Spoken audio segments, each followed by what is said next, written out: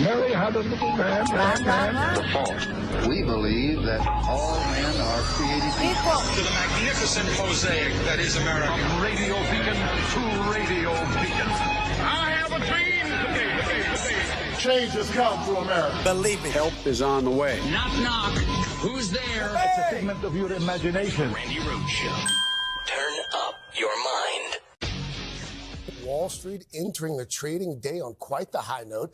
The Dow finished above 38,000 for the first time ever yesterday. The S&P also soaring to new heights, posting its second straight record high. And in a reflection of how Americans are feeling about the economy, consumer sentiment has risen to its highest level in years. Here to break it all down, including what it means for your bottom line, NBC's senior business correspondent, Christine Romans. Christine, good news. Good morning. Yeah, a noted vibe shift on the economy. For a long time, that it's the economy, stupid, was not a good question to be asking right now. But right now, people are feeling better. They're calling it like a Goldilocks economy. Not too hot, not too cold, just right. A few things happening. Wages are growing faster than your grocery bill, and that's been happening for a few months, and people can notice that. Egg prices, while higher than we'd like, they're still lower than last year. Gas prices, $3, maybe 8 cents a gallon nationwide, but 20-some states have below $3 a gallon. Yeah. So there are things that people feel, including their 401ks, I think, that are starting to turn positive, and people are feeling better about the economy. Yes, if you're lucky enough to have a 401k, I suggest you check it today because there's a sweet surprise in there for you. I mean, the economy is great, okay? So now that we've dealt with what people in New Hampshire said was the #1 issue, let's deal with the #2 issue. The #2 issue in New Hampshire was immigration. Really? I was stunned and shocked to find that that was their #2 issue on their mind. Not independence, though. This was the base of the party. You know, the 53% of New Hampshire Republicans who gave Donald Trump their vote. Think about this, okay? Think about it. So you got a man who says he's the incumbent president. I mean, you know, if you're nutty enough to believe Donald Trump is a good pick for the United States of America, if you're nutty enough to think that Donald Trump is a truth teller, or Donald Trump is reliable, or Donald Trump is, cares about you, or Donald Trump's, COVID economy was wonderful, or whatever, then you will believe just about everything and anything that anybody wants to sell you and tell you. However, only 53% of Republicans voted for Donald Trump last night. You can't win a general election when 53% of your party are voting for you. You need about 90%, maybe 80% of your party voting for you, your party. Remember, your party voting for you as your party's leader. They have to vote for you. And they're not voting for him. Plus, then, you have independents who are not voting for him. And I've always told you this, and this is the honest to God truth. You could look it up. I don't know what you're going to find on the internet anymore, but independents always pick the president in these here United States, right? Because independents don't vote for an independent. They vote for a Republican or a Democrat. And they swing a swing state one way or the other. Well, here are what some of the New Hampshire voters had to say last night, okay? First of all, let me play you a Republican voter in New Hampshire last night explaining why she would not vote for Donald Trump again. Well, I voted for Nikki Haley because I was voting against Donald Trump. And what propelled you to get to this point? I'm 74 years old. I've lived in a constitutional democracy all my life. I want to remain that way, and I want my grandchildren to grow up in one, not a dictatorship. And I'm curious, over the last 2 elections, have you voted Trump in the past? Was it something where you voted for him, you trusted him, and you were disappointed? Yes, I voted for him in 2016. I am a registered Republican. Oh. And I regretted that vote almost immediately. Especially on his trip to Europe, where he insulted our allies and praised Putin. And then in 2020, was that enough for you to change your vote to Joe Biden? Yes, absolutely. Why did you feel the need to cross party lines? Because I want the world to be a safe place. I believe in a strong NATO. My father fought in World War II to defeat fascism, and I want it to remain defeated.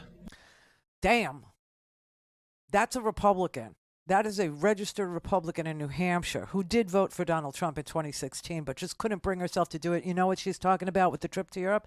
Helsinki. She's talking about the trip to Helsinki, Finland, where Donald Trump stood on the stage and said, Putin denied it strongly, and I don't see, he said he didn't do it, and I don't see why he would interfere in our elections. Okay? That is what a Republican who is not in the cult sounds like, and it gives me confidence, and I want her to have her party back.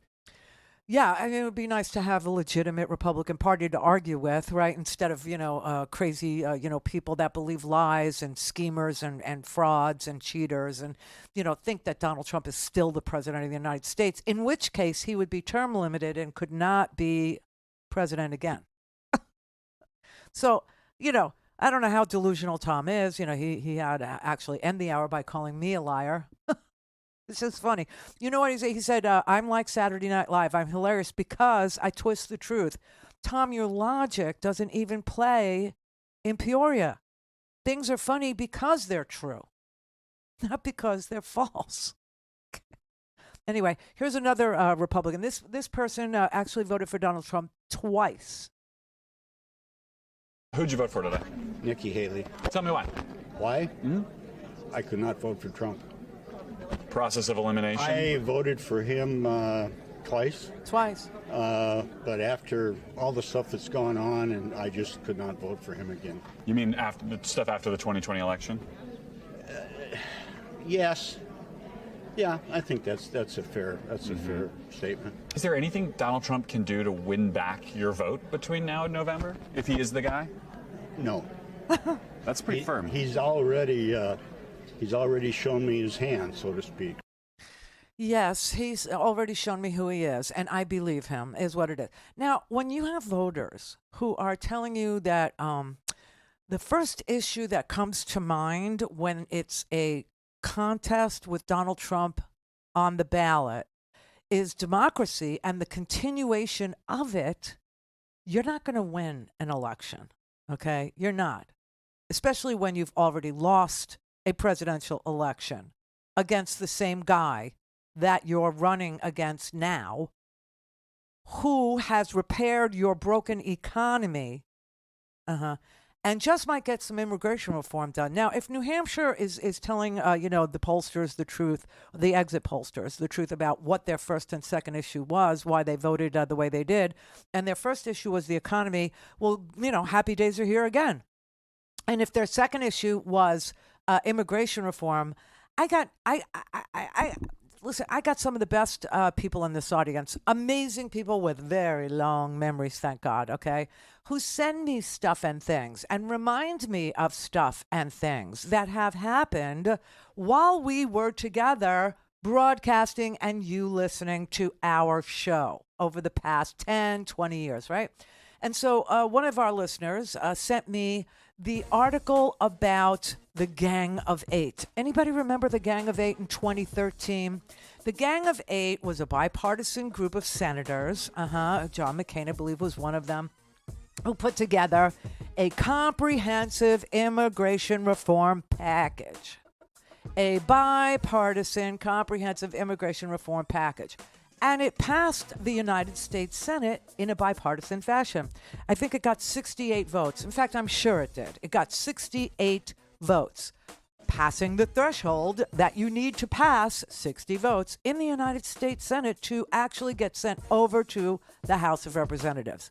It did get sent over to the House of Representatives in 2013. We gave them an entire year, the House of Representatives we did, to read it, digest it, ingest it. They never did anything about it. Nothing. Don't have time to listen to the live show? Want to hear more on your schedule? Go to randyrhodes.com and buy a stinking podcast.